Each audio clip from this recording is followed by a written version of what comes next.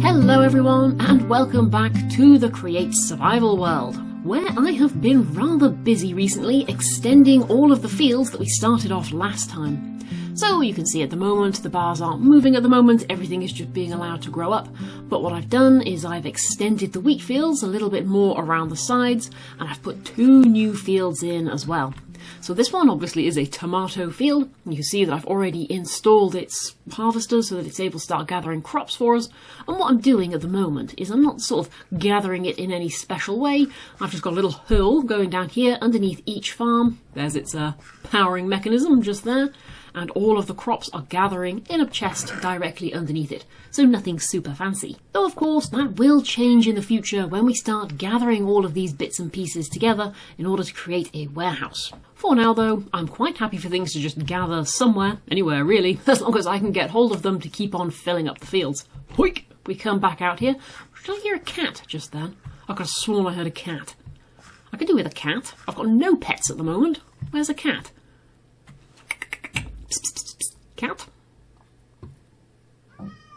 Whoop! Ha-ha! It's here somewhere.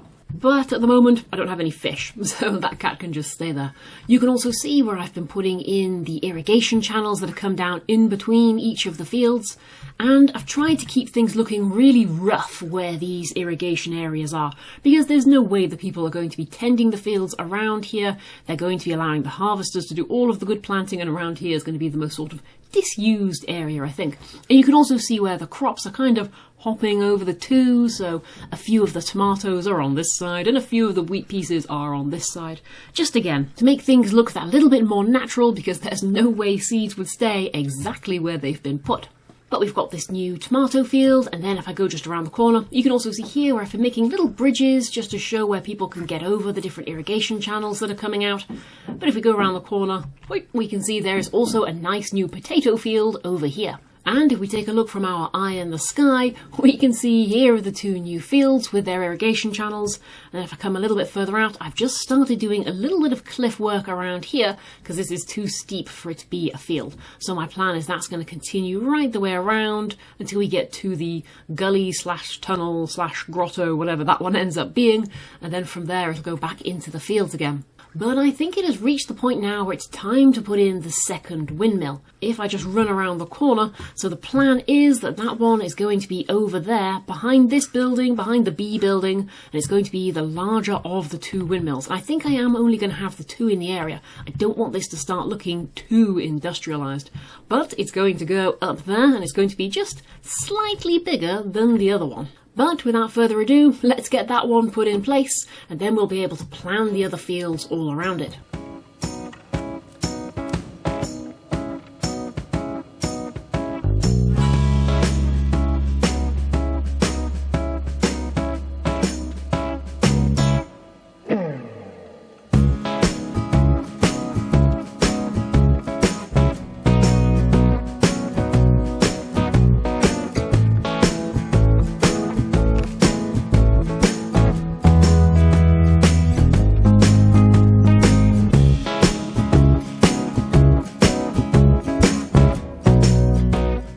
Okay, so there we go, 1 new windmill installed into the village.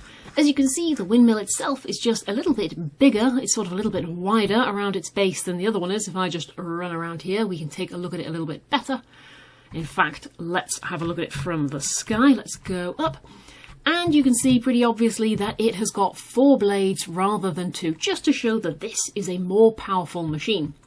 They've stuck with the sort of scythe design, the same as the other one had, just not quite so curvy, because I found as it was going around and around, it was getting a little bit sort of hypnotic, like something that's going to draw you into it, like that, and I thought that these straighter designs were a little bit more in keeping, without being quite so disturbing to watch going around. And yeah, they've decided to build up a few of their own buildings around this windmill, just the same as they were starting to do over there. And that's because this one will probably be inhabited, being the largest of the windmills. It is currently suffering from a severe case of floating up in the air. I need to get a bit of a floor down for it and extend the cliff around here a little bit as well so that it's not, well, floating up in the air. Sort of like that. So you can see I've started the floor. We do not actually have a floor yet. If I just round the other side, yeah, we're definitely still floating, but there's the illusion that there might be some land here soon. What I want to do though is I want to actually get the windmill working before I start doing the terraforming around it. So let's have a little tour of the inside.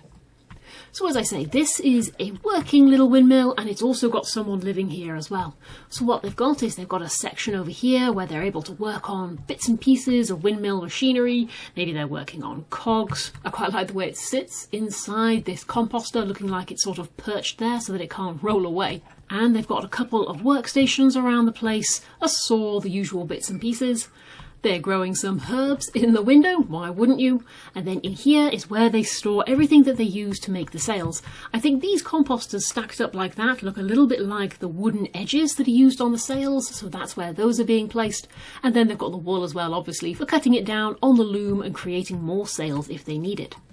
And I also really like the way, when this is all schematic handed in, it's left that piece of grass up at the top. Almost like they've got carrots or something like that stored in that sort of space in the middle, and just a little bit of greenery is poking out the top. You know, I just rather like that.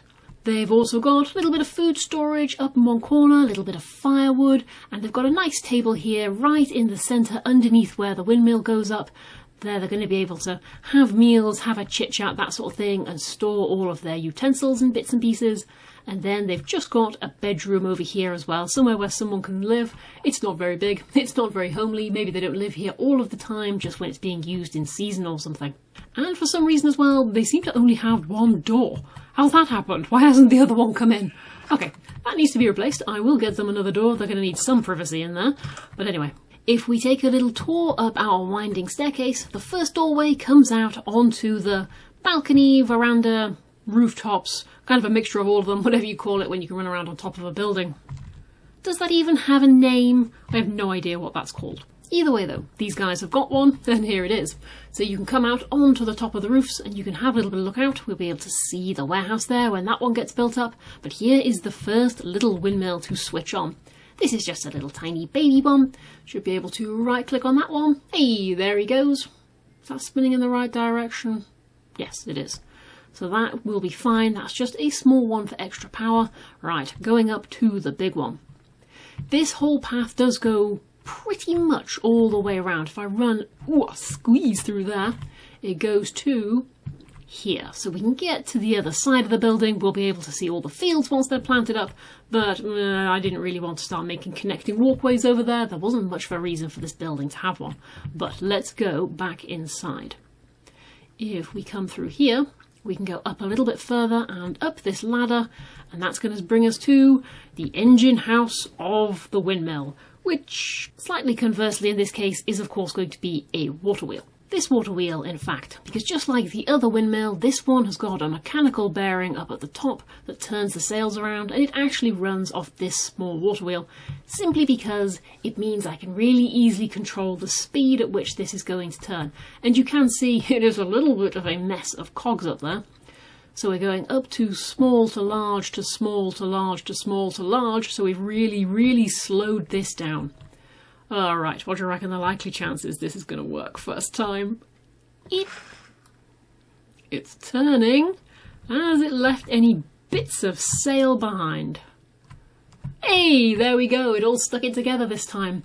And as you can see, it is turning much slower than the other one, and that's been done on purpose.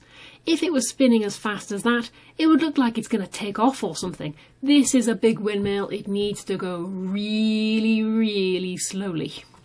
After all, this needs to be a windmill, not a propeller. But you know what? I like this. I think these two go together very nicely without them being completely identical. You can tell they will have been made at pretty much the same time, designed by pretty much the same person. Even if in that case it is of course me. But they go together, they make a good pair. And if I do say so myself, I think the village is looking pretty good at night time when it is all lit up. I can see a zombie down there about to go and harass the villagers, but I think it's looking quite a homely little place. It just needs a little bit more buildings, a little bit more technical infrastructure, and its fields done, and then this little tiny patch of the world will be complete. Which is nice. It's nice to know that things are getting completed slowly. But let's go down and let's try not to die. Which I didn't. I made it all the way back to base and I didn't die even once. Which is brilliant, particularly because I've just noticed I actually have more than 30 levels. Which for me is pretty rare. I have usually died by now, so I think it's time to go and do a little bit of enchanting. Come here, Spot, we're going for a trip. Which does bring me to another point. Something else this place needs is a much easier way for me to get down to that train track over there, rather than having to constantly run Spot over all of this land. At the moment, this poor horse basically has to go up the hill, down the next hill, and then he just gets sort of ran off this edge, and hopefully he doesn't injure... Oh, a little bit. He's okay. And no, I have not fixed that patch of ground yet. I'll do it one day. One day I will lower it, but right now, I'm still sulking, so it's staying as it is.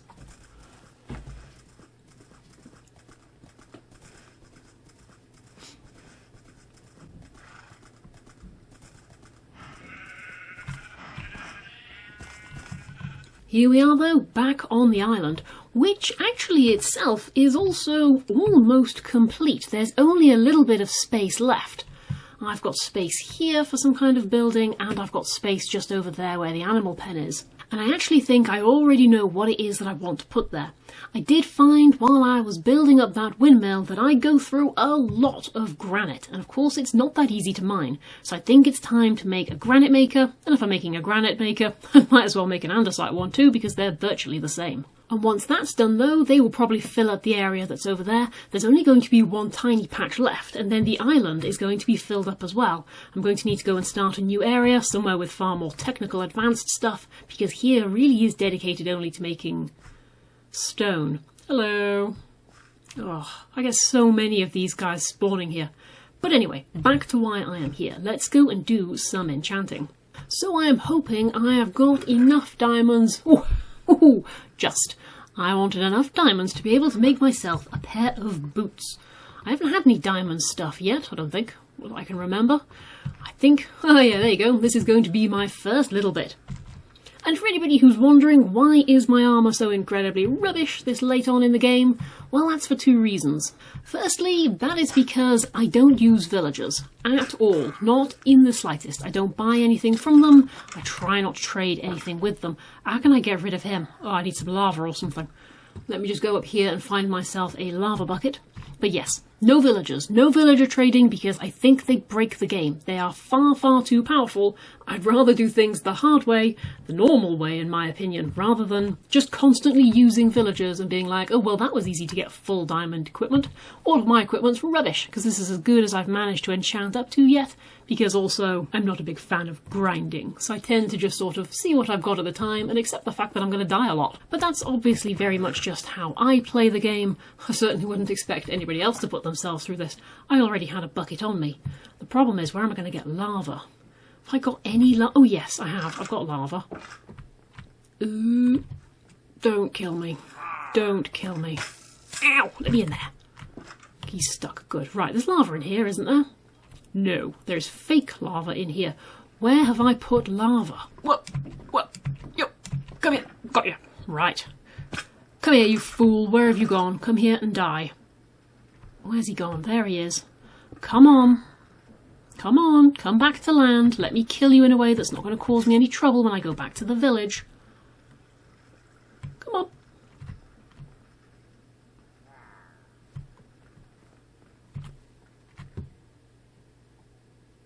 Right, come here. Bloop. Dead. Dead. Hey, that took far too long. Right, back to the enchanting. Right, so come up here and we will be able to find out what I can get on these boots. I am, of course, hoping for feather falling. Come on, feather falling. That would be wonderful. At the moment, I lose a lot of my health to falling off of stuff. I've got a little bit of lapis. I've got an inventory full of junk. Right, come on. Can we do protection 4?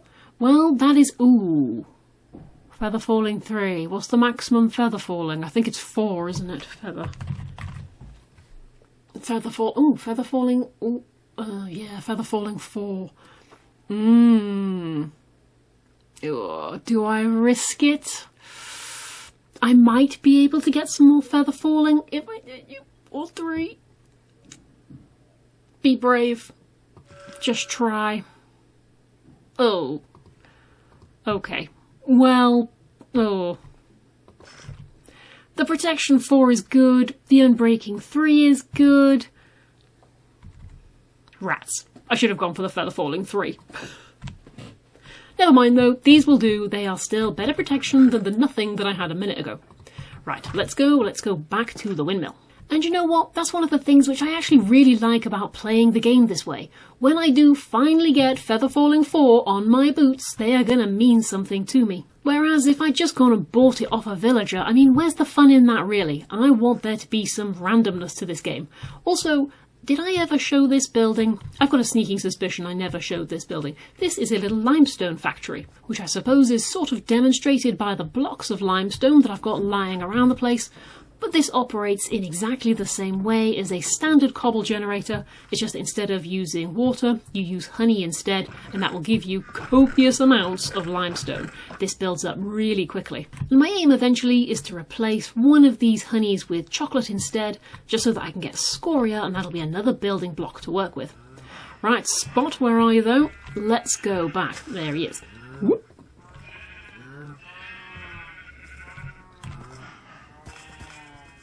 Okay, so here we are back at the windmill, and it's good to have this in place because now that we can see its size and how it's sort of forming, how much space it's taking up on the land, that sort of thing, we can get an idea of how all of the crops around it are going to work. So if I just hop away a little bit so that we can see what's going on. Ooh, look at my fancy diamond boots! But if we concentrate a little bit more on the task at hand, we can see what's going on. So here is our fields, and I think these ones are a little bit small. I think I'm going to make the next ones a little bit larger than that. But looking at how much space we've got here, there's no reason why we shouldn't be able to fit all of the rest of the field crops in this area. So for example, we can have carrots, beetroot, cabbage, onions, and I think I'm forgetting one, but I can't remember what it is, but you get the idea. All of them in this sort of area here, and that's going to make things easier for moving our crops, considering we need all of the produce from this to eventually make it to the warehouse for packing. So at the moment, obviously, all of the crops that are being gathered are just storing underneath their respective farms in a couple of chests. What I think I'm going to do is, instead of storing anything by the farms themselves, I want all of it to be taken automatically to the warehouse. I think that's going to be the easiest way to do things. And then the question just becomes, how are we actually going to do that transporting? And we've kind of got two options here. We can either transport everything through water streams, which is probably going to be the cheapest way of doing things, but it's also something I'm not able to switch on and off easily. Whereas if we use belts, for example, then our little control centre that we've got going on in the first windmill, we'll be able to use that to move everything around.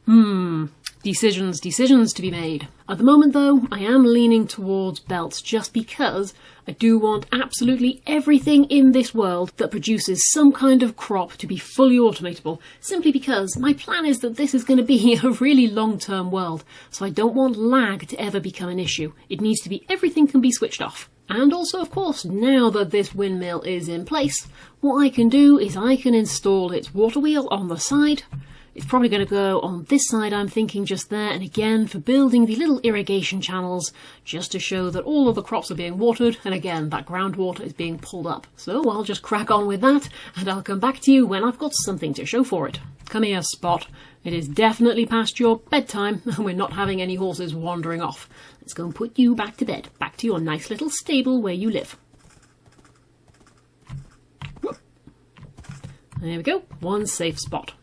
Okay, so I am about halfway through the terraforming process at the moment, and I thought I'd bring you back in just to show you a little bit of the process that I go through when I'm planning all of this out. So let me just get rid of this guy over here. Eat something so that I can run away with reasonable speed. Come here, little creeper. I'm not too worried about the spider, but you need to go. One, and dead. Nice. Oh, you didn't even give me anything. What a cheeky little beast. Right, so as you can see here, I'm laying out a load of crosses. and just go up in the air and we'll have a little bit of a look-see. So I am cutting away all of the land that you can see, just sort of creating standard contour lines, I suppose, but each of these crosses represents the width of one of the farms. So these are 9 or 8 blocks long, depending on how big I felt like making it at the time. And so that's what the cross represents. And it just helps me to see when this is turning, how much of a circle is this going to take up. And it stops me from sort of building it in a completely silly place and it goes through a wall or something like that and just looks totally daft.